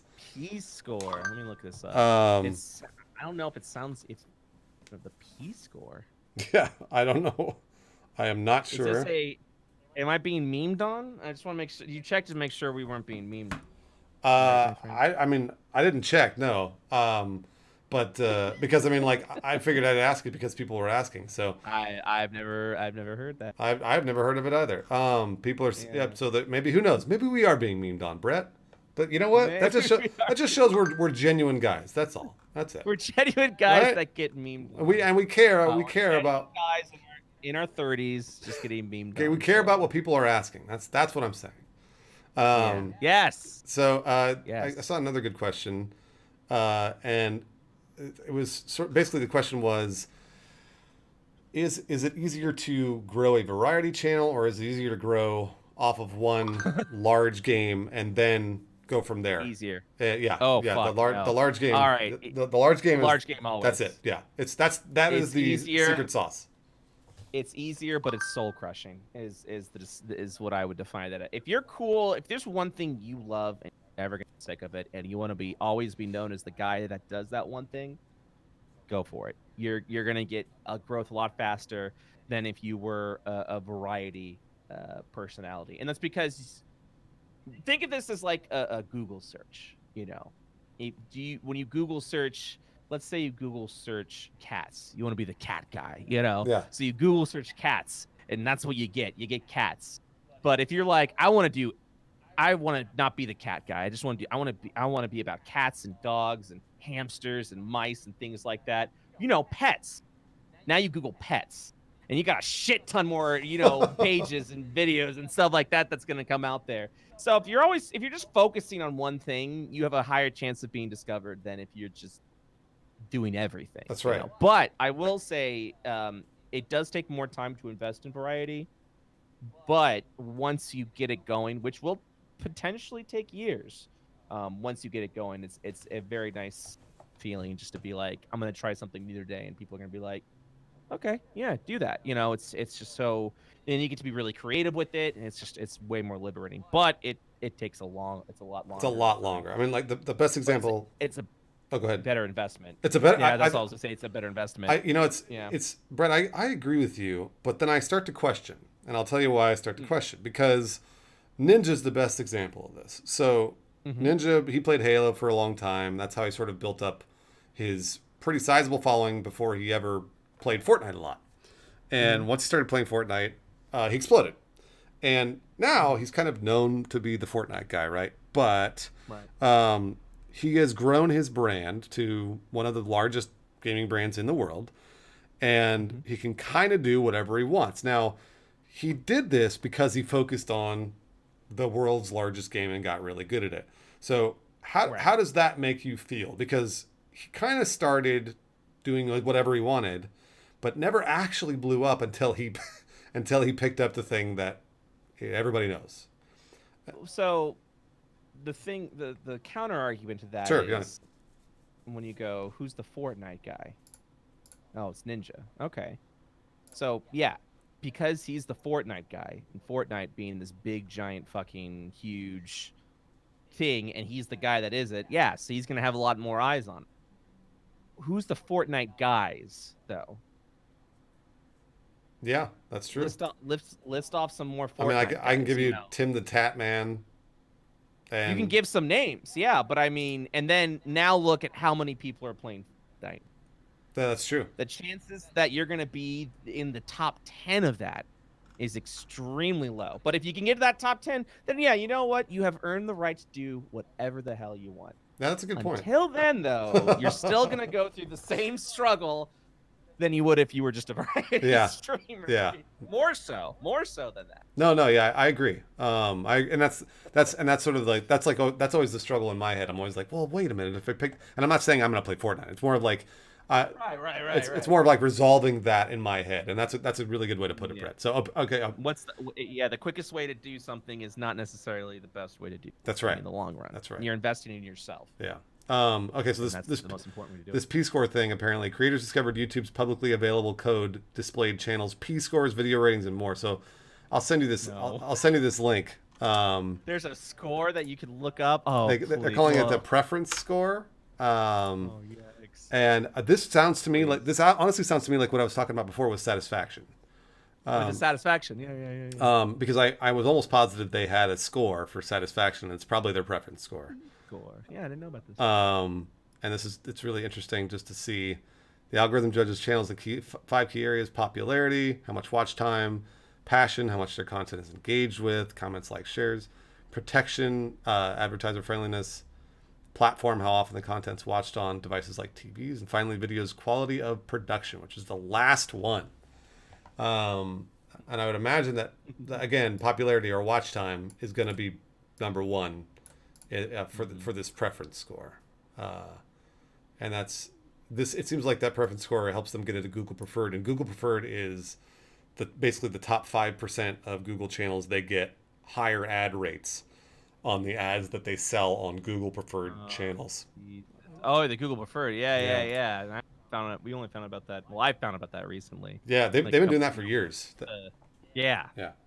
I think it's when they were like, yeah, PewDiePie was removed from Google Preferred, and I'm like, excuse me, and it's like, oh, of course you for that. But I mean, that's also another issue with YouTube is like, it gives you YouTube ad rev should never be your primary source of income. Yeah, no. Content creation world, period. And it's because you have an outside influence that just will change on, what you can do, and so if ad rev goes down or an adpocalypse goes down, then your ad rev goes down, and so this money you thought you were relying on it's not stable enough. So no, you gotta invest in yourself. You gotta make your own plans. No, you're right. Ad rev, I never calculate ad rev. In fact, I tell people that want VOD channels, I say this is primarily for archival purposes. Any ad rev that you make off this channel is just a little bonus nugget, but this is primarily archival purpose, because they can change how ad rev works whenever they want, essentially. And they do. So, yeah, and they do. Yeah. That's exactly it. How do you look up a P-score? I have no idea. Because I see like Stephen Colbert's got over 1,000 in their USP. I'm like, what does that mean? How did you find this? I have no idea. I have to look through this article one day and just figure it out. One thing I do want to talk about that a lot of people don't know about is ad rates. So for ads on YouTube, when they're serving ads, people, I guess people don't realize, and this is something that I learned a long time ago, and I maybe just assumed people knew, which was YouTube takes 45% of what an ad sells off the top. So whatever ad runs on your content, whatever ad they've sold, they take 45% of YouTube's already taken 45. It's gone, and you never see it. I never think about that just because it doesn't exist. I think it would just angry. Well, it doesn't exist anyways. Yeah. But I mean, when you look at your revenue channel, and let's just say you're like, oh, I made $1,000. That's pretty cool. It's like, well, actually, yeah, you probably made about 1,900. Yeah, you double it. YouTube, you double it. Yeah, YouTube took that half away. So. It's and that's public knowledge. That isn't like some that's we're totally public knowledge. Not allowed to. Yeah, that's totally public. 45%. They take 45. Yeah, so the revenue that they show you, like you said, you basically double it because you actually made them $2,000, not $1,000. And the reason I bring that up is because just recently they released an article a few weeks ago talking about how YouTube ad sales hit 4.7 billion last quarter versus 3.6 billion a year ago. So they basically made hey, they're doing good. They're doing good. They're doing really good, and this is something that how come everyone else isn't. Right, and a lot of basically, like, I don't know, I didn't see many creators talk about this, but a lot of creators should be talking about the fact that they're not passing this on to creators, to the people that are making their content. So YouTube is doing better than ever when it comes to ad sales. But I always want to make sure that people know, like, because people are always like asking me, why did you go to Twitch? Why didn't you stay on YouTube? And it's for precisely these reasons. On Twitch, people can directly give you the money. Obviously, Amazon takes a cut. But when they sizable cut. It is a very sizable cut. You're absolutely right. It's a very sizable cut. No, it is a very sizable cut. But at the same time, people are directly supporting you. Now on YouTube, people can do that on YouTube. They totally can. They can subscribe to your channel or whatever if you have that enabled. But Twitch, This is what I tell people as well. they're Yeah. more trained to do it on Twitch than they are on YouTube. YouTube is a more passive experience, whereas Twitch, in my opinion, is a more engaged, active experience. I don't know what you think about it, but No, that's 100%. That's exactly what I tell people all the time. At YouTube, you have less control over your Hey, the Frost money that Garcia. you make. On Twitch, I feel like you have more control of it because you can invest in things, you can invest in your content. You know, you can make really good emotes that people really want to subscribe to you for. My emotes are, and I'm sorry if I'm a little spammy, but you know what? It's fine. My emotes are cute I little love them. adorable Yeah. raccoons. And I did that because there's two ends to that. The one end is if you like what I do and you want to invest into me, you hit that subscribe button and then you support me. Thank you. But I also have people who will come to my channel just for my emotes and not watch my content because they want the emotes. Mm-hmm. And I'm building a brand there, you know. So and that was an intentional choice where I want to hit everything. I want the people that want to support what I do, but also I don't want to just be like the emotes were super important to me. I didn't want to just be like, thank you for giving me money. Bye bye. I'm like, and you get these cool emotes that you get to use everywhere. And so I'll have people that will stop watching for whatever reason, but they keep subscribed because they love the Well, emotes. that's why you're smart, Brett. I mean, that's obviously Yeah. you've been doing this for a long time, and you understand that that's like, and it's not a game. Yeah, like I knew. It's funny. I knew somebody in chat was going to be bummed by that. What do you mean? Uh, like they were like, "Oh, that's such a bummer that you have to think about those things." No, that's what you do. You have That to. that Yeah. that's No, I love it. and that's actually business. That is and like and the stuff that we do here is obviously I love entertaining people. I love creating content, but it is also a business. It also supports me to live, Yeah. and to work and to keep creating content. So it's all three of those things. And it is important that because like I saw a comment in my chat was like that's depressing. I was like, well, I if you think about it, everything is that way.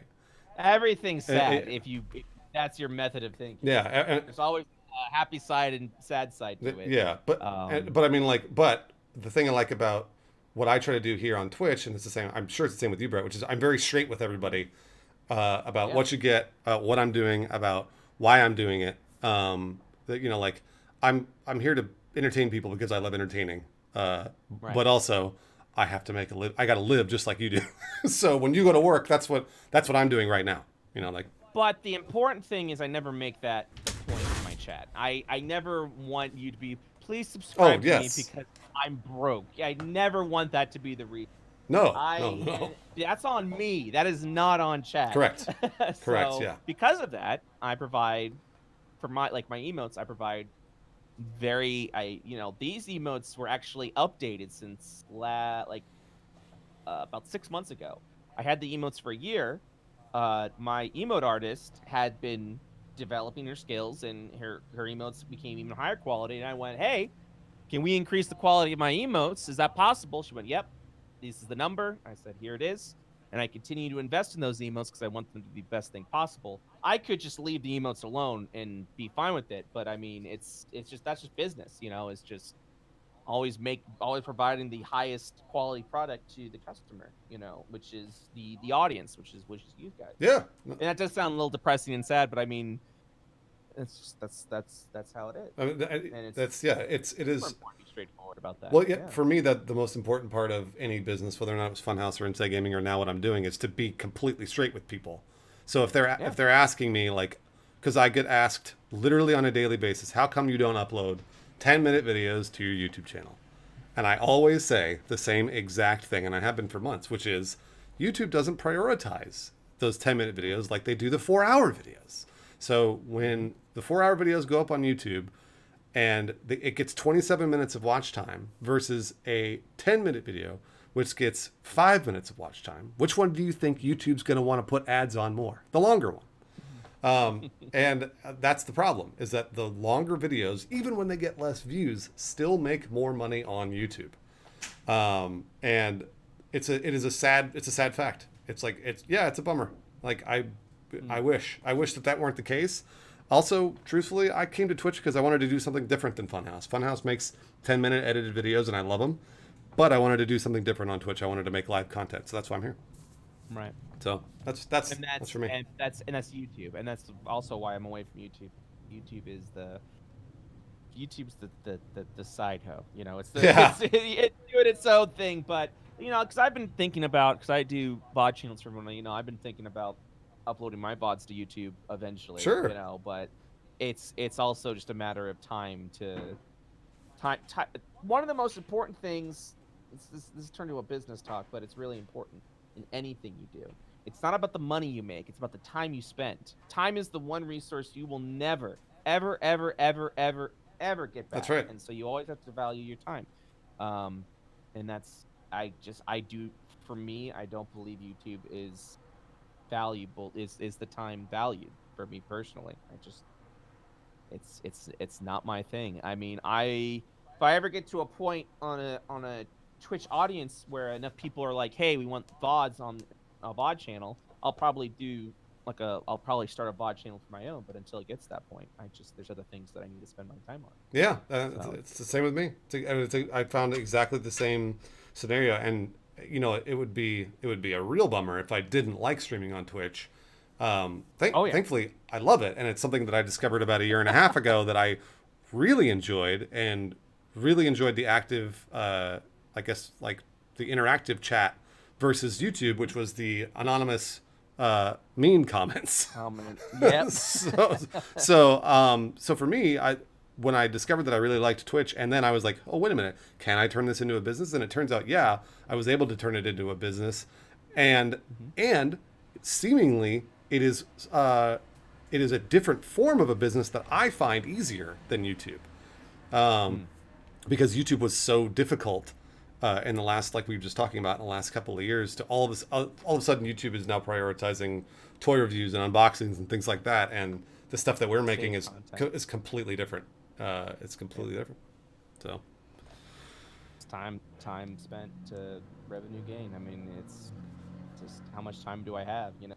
Yeah, that's the. Gotta value your time. And people misvalue their time all the time. They do. And YouTube is a lot of time that you have to invest to make that powerful, you know. Yeah. And that's just for me. That's always been my thing, where it's like, I know I will figure out how to make a successful YouTube video, but the time I have to sink into it is just, for me, mentally just not worth it. And like you said, it is really demoralizing to make a video that you're really proud of, and to sit there and be like, labor over the title and the thumbnail and the tags and whatever else, and be like, okay, if I put it up at the right time on the right day with the right title and thumbnail, I know it'll do well. And you put it up and it doesn't do everything right, and it doesn't do well. Still not enough. And it doesn't do well, and you're like, fuck, like what? Crapshoot. Yeah, like it feels like a crapshoot. It does. And eventually, I just got to a point where I was like, I know what I'm doing, but it generally is a crapshoot. So I'll just, you know what? Hopefully I get some good luck. And I think that's for me just why I personally can't dedicate that time to YouTube for myself anymore, is because it's hard work doesn't pay off you sometimes, you know.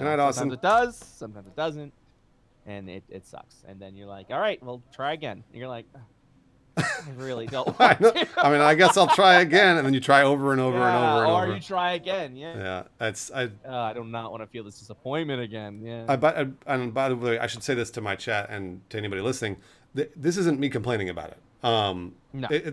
Truthfully, it's not. I'm not complaining about anything, because like I know that the system is the system, and you got to work around it. That's just the way it goes. So I'm not like, man, fucking YouTube is stupid. Like a lot of people would be like, hey, you're really lucky that you get to make content for a living on Twitch and YouTube. And they're right. For me, I am eternally grateful that I get to make this stuff, and I'm super, super lucky. Yeah. So I'm not complaining about this. It's more of just like why we make certain decisions, why Brett's making a certain decision, why I'm making a certain decision. So it's just, that's just what it is, you know. Yeah, I've done the YouTube thing, and now I just want to focus entirely on something else. You know, it's just deciding what you want to use your time. Some people might look at YouTube and think that's fine, and that makes them happy, and then go. Yeah, totally fine. If you like YouTube, then that's great. Then stick with YouTube. Yeah. There's no right or wrong answer. I see a question. I've seen it a lot actually. Kotuhi just asked, but I see this question all the time, which is, what in your opinion would it take for a new platform to be a serious contender to YouTube? What do you think, Brett? It would have to be mobile focused. Oda needs Twitch. And I've said this for a while now. YouTube was built around. YouTube is trying to convert to a mobile platform. Has been trying for a very long time. It can't be another desktop platform. It would have to be a mobile platform. Honestly, the thing is, YouTube is it's now a library. Now he thanks the reset. Pop culture history. It'll never go away. It'll always. Yep, you're right. I mean, So it's never gonna. There's never really gonna be a contender for YouTube because they've already. But as far as what we know as YouTube and like the entertainment, like this sort of like indie entertainment that people do, as far as content creation, it would have to be on a mobile platform. It would have to be a TikTok. That's right. What's the new one that just came out? Byte. Yeah. That's the direction that content creation is going. Not necessarily the content creation that I want to be a part of, but that is going to be the next like influencer content creation platform is going to be a mobile platform like that. Yeah. I think you're exactly right. YouTube ain't going away. And there's really going to be no, because like I said, they have the history, they have the infinite amounts of video footage. You'll always go back to YouTube to watch a video ad that you remember aired in 1992. You're like, oh, I remember that, and you're like, you just need a few keywords and a date, and you'll find it because that's just YouTube now. YouTube just connects to everything. Yep. I should also say, Brett's right about the mobile platform competing with YouTube, but also you're on it right now, which is Twitch. Twitch is the, like, people are always like, there'll be another VOD platform to compete with YouTube. No, the answer is no. But instead, you're watching what is the competitor to YouTube, and that's Twitch. Do you believe this is a competitor? I do on the same scene as YouTube, because I believe this is two different spaces personally. I do believe that they are two different spaces, but Twitch and YouTube are now competing for a certain person's time. Like, let's say whoever's watching, if they're watching 6 hours of Twitch a day, then they're not watching 6 hours of YouTube, right? So I really do think that people are going to spend less time on YouTube if they're spending more time on Twitch. I think a certain part of their audience. Yes, a certain part of their audience. Yes, that correct. Yeah, and that's but again, it's a smaller subsection of the audience, because YouTube is known the world over by basically everybody, whereas not everybody knows what Twitch is. That's why YouTube doesn't have to adjust, because awesome riser. They've got so many thanks for the subs, audiences, guys. And they just got to cater to the one that is more business savvy. Yep. You barely hear anything about YouTube gaming now because they decided that gaming was not the path to go down. It's too dangerous as far as like ad revenue goes and things like that. It's too wily. Yeah. So even that it is a competitor, YouTube, if you're hoping that YouTube, everyone always hopes when a competitor enters the scene that the offending platform that they want to see change will then look at that and be like, that's a threat, we need to change. I don't think YouTube will ever worry about. They literally have nothing. They'll just change focus into something else. I think you're right. No, I don't know that YouTube's ever going to go away. I think kind of the same with Facebook. Nope. Like, it's funny, Facebook is basically converting into Instagram. Because Facebook owns Instagram. So people are always like, Facebook sucks, I'm going to go to Instagram. I'm like, well, they've got you. Wait, people actually say that? Yeah. I mean, that'll show that. Yeah. Oh, that's so dumb. Yeah, I mean, it's funny. I thought that was common knowledge. Yeah, that's Facebook. Oh yeah, absolutely. So if you think you're deleting Facebook and like sticking it to the man, you're not. You're not. Yeah, they did. Yeah. They're way ahead of you. They're way ahead of you. Yeah, if you think YouTube's going to be crying in their hands because you're now on Twitch, or they're not. YouTube is such a massive platform. It just too big to fail. YouTube is too big to fail. Period. Maybe in 20, 30 years we might see Maybe. YouTube like turn into something else, and we won't have YouTube as it stands. But maybe. but not it. But It's going to be around for a long time. it's ingrained in our history. Mhm. You know, I look at YouTube as what a library was in the 90s. You know, that's You're YouTube. right, Frank. YouTube You're right. is just too ingrained in the culture of everyone now. It can't go away. No. Do you remember in 2017 when YouTube actually shut down for like 10 minutes? Like something happened Yeah. on their server and literally the site shut down. Everyone was like, "What the is this? What? Holy shit! Is this it?" Yeah. Came back up. Yeah. Like, all right, never mind. But that made some waves. That made some ripples. People were like, "Holy shit!" You know, that's YouTube. YouTube will never fail. Because if something like that happens, you bet your ass it'll be right back up. That's true. No, Mixer's not gaining any traction. There's lots of numbers to support that. You can Google that because I read those reports every day about how Mixer obviously paid for a bunch of talent, but they're not. They tried. They're trying. They're trying, but it's not making a difference really. I like healthy competition. I do too. Yeah, I do too. I think it helps everyone. I think you need to be able to continue to build a net positive for the platform, and I do think that Twitch. I do believe there will be a competitor, an actual competitor for Twitch out there, one day. You haven't seen it yet, unfortunately. Yeah. So another question. Well, actually, no. Oh, go ahead. There's been some net positives. There's been a couple of net positives now because of what Mixer's been doing. It's not to you or me, or any of that, but I'm talking about to like the big streamers that are getting close to 10,000. You know, they're now getting contracts. They're now being bought out to be like, hey, stay on Twitch. We will pay you X amount of money, and it doesn't support everybody else, but I do genuinely believe that's a positive step. I'm glad you brought that up because I completely agree. And actually, I've talked directly with Twitch about this a number of times, and they've told me outright that like we want Twitch. Basically, they see Twitch as a platform that we want people to make a full-time job out of. They want their creators to have a full-time job, and they don't want them to stress about losing subs, even though that's what we do. Was I talking? Oh, God, I must have read. I don't know if I read an article or someone told me this recently. And I hope to God it wasn't like we were talking about this, and now I'm just hijacking it. But I heard murmurs, nothing in any official like Twitch like NDA stuff. Yeah. But I've heard murmurs that Twitch wants to essentially find a way to make Twitch streamers paid without without subscribers. I think give them a paycheck. It's probably you and I that were talking about that because that's something I've been told about, and obviously they don't really have any like specific solutions yet, but they're looking into it because which would be awesome. Yeah, and as much as again Twitch is owned by Amazon, the devil, I really do think the people at Twitch that I've talked to really do care about the creators and care about the fact that they want them to make this a living and be able to be healthy and make good content rather than killing themselves because they, didn't stream for one day and lost all their subs.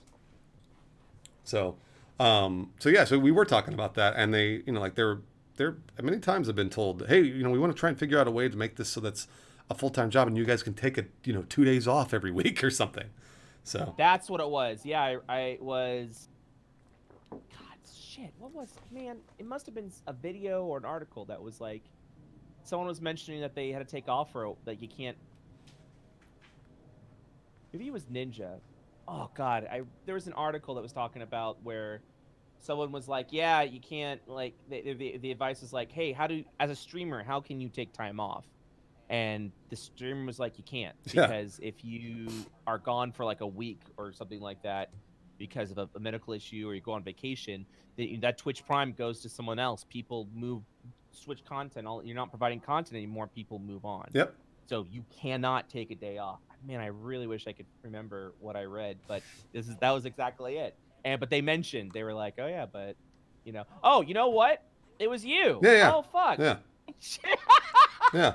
Oh, it was that. I'm so sorry. Was it? There was an article I read about you, Bruce. That's right. It was the recent one, right? Fuck, man. Oh, I'm so embarrassed. Yeah, I was reading an interview you did, and you were talking. I was like, "That's so smart. Oh, that's so fucking smart." And then you brought that up, and I was like, "Yeah, I read a really smart article about that." God, it was you. Fuck me. Brett, I'm flattered. I'm flattered that. I'm glad you did. Yeah. I thought it was why I was like, "That's really cool." And then you brought that Oh, up. I good. was like, "Oh yeah, Lord, yeah." Yeah, So well, we were both right. I've talked to them. I've talked to Twitch about that, and it's funny because every time I check with them, I'm always like, "Hey, what are you guys gonna do? Are you guys gonna like change stuff?" And they're always like, "Yeah, we're working on it. We're working on it." So like, I hope they do. I hope they figure out a way to make it so that we can take a day off or something. Oh yeah, yeah, that'd be good. Uh, Oh, that's funny. and again, that's not to say that I don't like love doing what I'm doing, because otherwise I wouldn't be doing Yeah, it. but it's very important. Like I'm forcing myself to take a second day off in the week Oh, now, good for and you. like Good for you. yeah, I'm trying to stream only 5 days a week instead of 6 days, and I'm trying to not stream more than 40 hours, and it's like Jesus, Yeah. and yeah, so yeah. Well, good for you for doing that, because that's a really big step in the right direction, and I hope that everything stays with you, that you don't lose any subs or revenue over, I guess, over the larger picture. Everybody sticks with you. Well, So I think it's really important to like take the time off because that makes your content just better in the long run it if you does. are mentally fresh. But yeah, my primary focus is, we talk about YouTube, but yeah, just yeah, Twitch is my like I am a first and foremost a streamer. Mhm. I do editing on the side. I don't do YouTube anymore. And I do VOD management on the side, but my I am a streamer, is what I am, and that's just how I've always been. So Yeah. yeah, that's what I love. That's what I absolutely love. I think another, probably the last question, because I don't want to take too much of your time, actually. The last question that I see all the time, and I'm curious to see because I know what my answer is, but I'm gonna hear what you have to say, which is, hey, I just downloaded Streamlabs OBS. I know what I'm going to play when I stream. I want to be a streamer. How do I start being a streamer? What do you say to them, Brett? Just be a streamer. Just start. Just start. Yep. Just start. That's it. The only thing that's stopping you is you at that point. That's right. Just do it. That's it. You're Stream for the one viewer. no. You. Yeah, you're right. No, that's it. Just keep going. Um, Yep. Don't absorb in numbers. Don't be like, oh man, I can't seem to get this go. Just do it. I mean, and fine tune your craft. But don't let numbers or stats or titles dissuade you. Just do it. Just fucking go for it. Yeah, the Dr. 11 put in another good comment, which is right. Don't expect it to be your full-time job right away. No, absolutely not. Do it because, like, and this is what I did it as a second job for a year before I ever did it full time, on top of Funhouse. And I did it 5 to 6 nights a week, 3 hours a day ish, and that's what I did. I had to do it as a second job before I could turn it into a real job. And another really important thing that I always say to people, which is be consistent, meaning if you can only stream 1 day a week, that's not a big deal. No big deal. Just stream the 1 day a week. But pick one day and stick to that one day. Do it on a Friday. Do it every Friday night or every Thursday afternoon or whatever you can manage. Stick to that and then do it all the time, because eventually you're going to build an audience of people that come to you they go, oh shit, it's Thursday. Like, I know Brett's streaming. I got to go watch Brett. They're going to remember that. Super important. Yeah. So just be consistent and just do it, like Brett said, because that's the only way to do it. Just focus on the content. Don't focus on don't, and for the love of God, it's not your full-time job. It probably will not be your full-time job for a very long time. It may never be your full-time job. That's right. Do not, God, there are so many people out there that have seen what I've done and have seen myself succeed on Twitch and have gone, oh, he could do that. Brett can do that. Like friends, like former friends. I'm like, oh, Brett can do that. I'll do that too. And I'm like, Brettless, thanks for the sub. You don't know the journey that I've been on to get to this point. So it's people look at other people doing it and like, I'm just gonna do that, and it's like, go for it, but don't ever be like, don't ever feel like you have to. Just don't think it's gonna be something that is guaranteed success. Focus on that. Treat it as a hobby. Just keep at it. Keep And working. do the shit. Do the shit you love, man. If you love Yeah. if you love Fortnite, if you love playing Fortnite, play fucking Fortnite, man. Like stream the shit out of it. Like I don't care. Yeah. I know a lot of people that play Fortnite all the time and love it. So keep playing it. That's no big deal. I see a lot of people like, oh, I don't want to be another Fortnite streamer. It's like, dude, if you love it, why not? You know. If you want to be one, go for it. Yeah, but don't.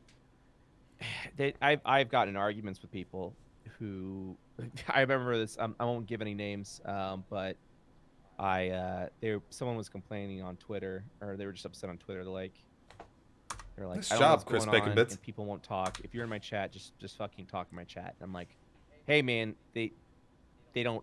Oh, no, chat doesn't owe that to you. Yeah. Just, you do your thing.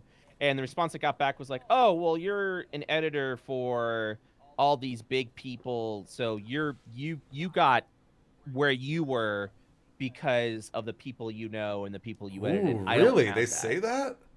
Yeah, well, something that hinted around that, and I Ooh. went, well, but to me, the response I give is like, okay, so let's go ahead and give the argument. Oh, I am who I am because of the people I know. There definitely probably is a factor in there that has helped me get in front of Of people. course, sure. But if you're garbage at what you do, they're not going to stick around. Yeah, So yeah. I mean, Yeah. it doesn't matter how many faces you can get in front of. And that's a common misconception I think people see. They're like, oh man, if I got a shout out from this popular streamer or YouTuber, then I'll be set. It's like, yeah, but it's like having a really, clickbaity thumbnail. Yeah, you got him in the front door, but now what are you gonna do to keep him there? That's right. It's Yeah. just work on yourself. Keep doing your thing and just focus on you first and foremost. That's the cool part about what we do now, and that this is available to everybody in the entire world. So that means that anything that anybody makes on YouTube, Twitch, Mixer, TikTok, Byte, whatever, any platform is going to find an audience. It always does. I used to tell people that all the time. I go, hey, so like, how do I be a YouTuber? It's like, well, guess what? You're already a YouTuber. Do you have a Google account? Everyone's a YouTuber because anyone can upload anything anytime they want. So you can't just, you gotta give above that hurdle. Yep. You're there already. You just gotta produce something. Yeah, that's it. That's all. Yep. Thanks. That's it. That's all you gotta do. And I know it sounds easy because it is easy to start, but it's not easy to keep going. So that's the hard part. And by the way, those rules apply to life, not just to Twitch. Because it's really easy to start anything. Boy, is it hard to keep going. So, it's life changing. Yeah, life changing. Yeah. Thanks again, Brett, for talking about YouTube with me. I appreciate it. Yeah, absolutely. Yeah, Absolutely. I appreciate it. It's enjoyable, fun time. I know it's and we got to start bouncing stories off of each other more often because I've got them for days. Yeah. Same. But thanks, man. Yeah, no worries. You have yourself a good night, friend. Hey, you too. All right. All right, see you, buddy. Bye, everyone.